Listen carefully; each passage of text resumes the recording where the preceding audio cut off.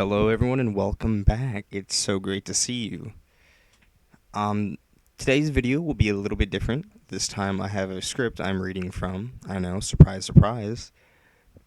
Usually don't have them, but the video itself will be short. But this is just something I'm passionate about. Anyways, today's topic at hand will be about Midwest Emo. Now, before you click off, let me explain myself. In my humble opinion, I think it's just pure art, honestly. Pure liquid gold. Diamond, if you will. Netherite. It's a thing of beauty. Brings like a sense of joy in me like no other genre has. It's like if you were a kid at a candy store and you were allowed to choose only one out of hundreds of options. You just can't do it. And that's just the same thing with Midwest Emo and all their music. You can't just choose one. There's so many good songs out there. It's a weird niche subgenre in an already niche genre. Not many listen to emo music. At least people that I know of. They don't dabble in that stuff. It's like witchcraft to them. You don't even have to look far to find whiny men who live in their mom's basements. No hate, obviously. I don't really care. But most of them have terrible, terrible singing voices. Like they sound tone deaf. But that's what makes it so good. It's what makes Midwest emo. The twinkly guitar noises and the whiny men singing. Those two kind of clash together like yin and yang. You know what I mean? Let's just get this out of the way. It's emo music, obviously. It's a subgenre. The genre itself, it's pretty old if you put it into perspective. Kids in the 90s were listening to it, okay? Back in the time where Hot Topic was still considered good. Not like it is today.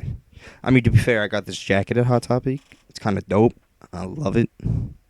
But anyways, bands such as American Football. You may have heard of them if you're into the scene. They kind of are the staple of the genre itself, especially with the song Never Meant. Absolute banger, by the way. God, I love that song. Obviously, the origins of this genre come from the Midwest of the United States. According to Wikipedia, that I saw doing a little bit of research, not much research, apparently it was named the second wave emo. So basically, it's like the second coming of Christ, but in emo fashion. Is that not badass? I don't know. Bands today such as the Front Bottoms and Mom Jeans are just a few I can list here that are gaining some traction in the mainstream media, kind of. What I consider mainstream media is like if you have 2 million followers, not followers, but like listeners on Spotify, then I consider you mainstream. But personally, one of my favorite songs, it doesn't come from either band. It comes from a band called Flight Patterns. And they got my favorite song in there. I don't know what it is about it, but it's so good. It's called I Would Throw My Vape in a Cornfield for You. I know, what a title, right? But it's a really good song. I would recommend it. Yeah, so back at the topic at hand, the singing, it is just horrendous. But if you hear me out, I'll try and explain why it fits. It just does. No explanation needed. It just does. The lyrics alone, I think, are perfect. You know, they capture the feeling of nostalgia and beautifully express like specific feelings. Songs in the genre commonly take you through like very specific events.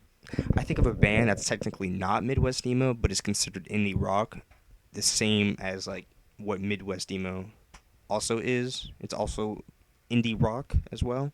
They're a band called La Dispute, and it's nothing like I've ever heard of before.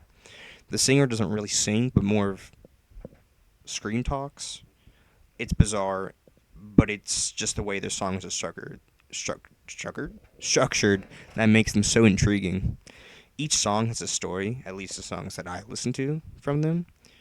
Um, he just has this raw, emotional voice. Like, it just sounds so pure and genuine. Like it's nothing I've ever heard of before. Don't get me wrong. Today's music is pretty good. I have nothing against like hip hop, rap, pop. Nothing against it. It's just not my cup of tea personally. Um, their music, along with the genre of Midwest Emo, has a sense of relatability that many just don't have. But it's really all I got. Just kind of wanted to vent about my love for this genre of music. And if you're still here, sticking around, that's wonderful. That's great. I'm glad you've listened to me. I may not be the best at convincing, but that is all. Bye bye.